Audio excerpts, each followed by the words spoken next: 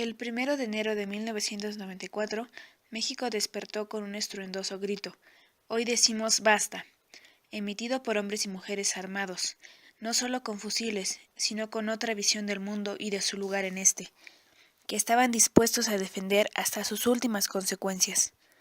Rebeldes, sediciosos, alzados, criminales del orden común y más, eran para algunos quienes no propiciaban esta sacudida, para otros representaron de inmediato, o casi, la encarnación de una esperanza. Ellos son el Ejército Zapatista de Liberación Nacional.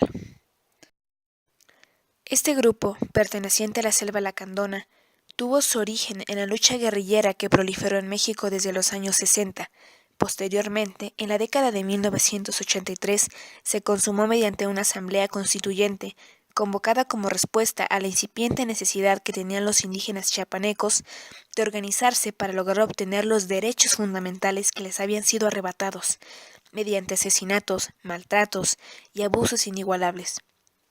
Desde el surgimiento público del STLN, ha habido quienes desde distintos frentes han buscado descalificar o minimizar el peso indígena de la organización.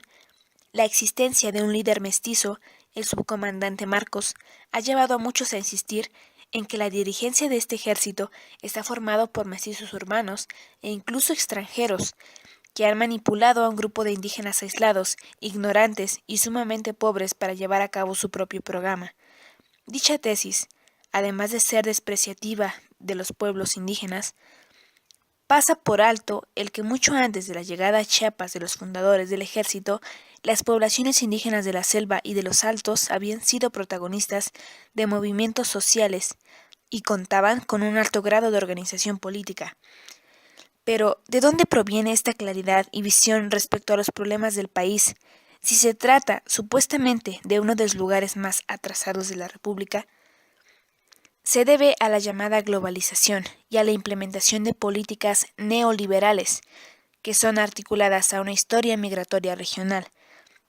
Los indígenas de Chiapas han vivido un comportamiento migratorio distinto a los del resto del país, vinculados a la peculiar situación de frontera en la que se encuentra el Estado y en especial la selva lacandona, que produjo que sus habitantes reforzaran su apego a la tierra, a sus comunidades, costumbres, tradiciones y a una identidad, y con ello a la convivencia de la diversidad étnica, lingüística y de credos. Todos estos elementos enfrentarían al Estado mexicano. La crisis jugó un papel central que hizo coincidir una novedosa combinación entre minorías étnicas y grupos urbanos.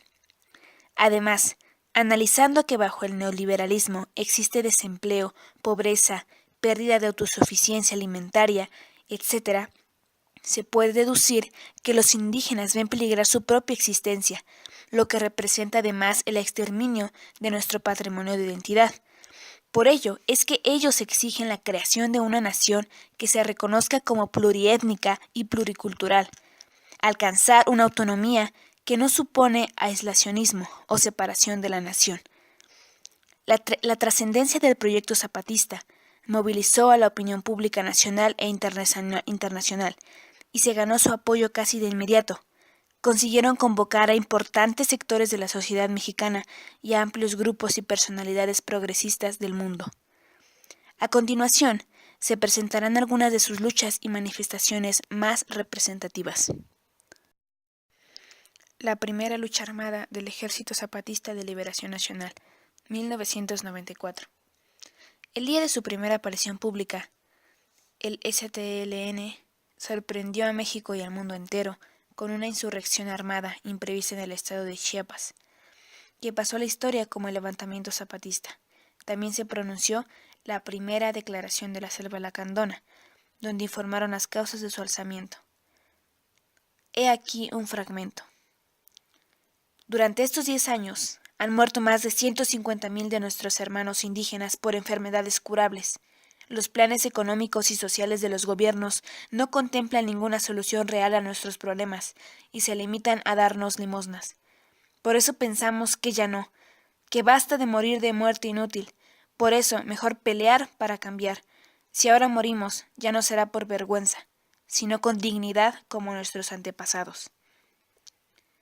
El grupo de indígenas armados ocupando 7 cabeceras municipales de Chiapas, y fueron respondidos con el envío de tropas federales, cuyo número y brutal arremetida hizo que el objetivo de los zapatistas no se cumpliera en su totalidad. Sin embargo, la batalla sirvió para que se abriera un proceso de diálogo sobre las reivindicaciones de la insurgencia. El 16 de febrero inician las primeras conversaciones y se firman los Acuerdos de San Andrés, que comprometían al Estado a reconocer a los pueblos indígenas constitucionalmente y que estos gozaran de autonomía. Masacre de Actial, 1997. Pese a la disposición del ejército zapatista a dialogar y dejar las armas, el Estado mexicano nunca dejó de asediarlos. Prueba de esto fue la masacre de la comunidad de Actial de la etnia Tzotzil en Chiapas, por parte de paramilitares del PRI, que asesinaron a 45 personas y 3 nonatos. Marcha del Color de la Tierra, 2001. Con una movilización sin precedentes en la historia de México, es recordada la Marcha del Color de la Tierra, realizada en el 2001, liderada por el Ejército Zapatista. En este año, además, se hicieron las reformas constitucionales para darle pleno reconocimiento a los pueblos indígenas. 1 millón de personas les dieron la bienvenida a los zapatistas a su llegado a la Ciudad de México. Creación de los caracoles y las juntas de buen gobierno, 2003. Tras la traición del gobierno al no cumplir los acuerdos de San Andrés, el STLN decidió ejercerla unilateralmente, que reforzaron el principio del mandar obedeciendo. La otra campaña, una lucha propia, 2006. En el 2006, durante las elecciones presidenciales de México, los zapatistas se embarcaron en una gira de 6 meses por 32 estados. Una iniciativa llamada La Otra Campaña. El propósito era decirle a partidos políticos que para construir un nuevo país no era necesario apoyar a sus candidatos, sino que emprendieran una lucha propia, así como escuchar al pueblo mexicano. El subcomandante Marcos desaparece de la escena pública. 2014. El legendario líder desaparece en el 2014. Lo hizo desde el Caracol de la Realidad, sede del gobierno autónomo zapatista en la profundidad de la selva lacandona. Su reemplazo será el subcomandante Moisés. La intención era que los medios enfocaran más su atención en el STLN y no en el subcomandante Marcos, cuyas poéticas palabras tuvieron fuerte repercusión en el mundo, sobre todo en la prensa nacional e internacional.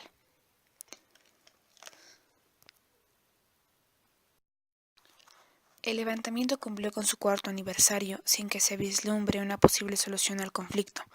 Las demandas siguen tristemente vigentes, tanto aquellas que abarcan las necesidades básicas, tierra, trabajo, alimentación, vivienda, salud, educación, como las que se insertan en una dimensión claramente social, política y cultural, autonomía, democracia y reconocimiento a la pluriculturalidad y lo multiétnico. Sin embargo, los zapatistas se han ganado el reconocimiento de México y del mundo. Han desplegado una enorme creatividad en la búsqueda de caminos para lograr la paz. El legendario Ejército Zapatista de Liberación Nacional sigue cambiando la historia de México a 21 años de su primera aparición pública.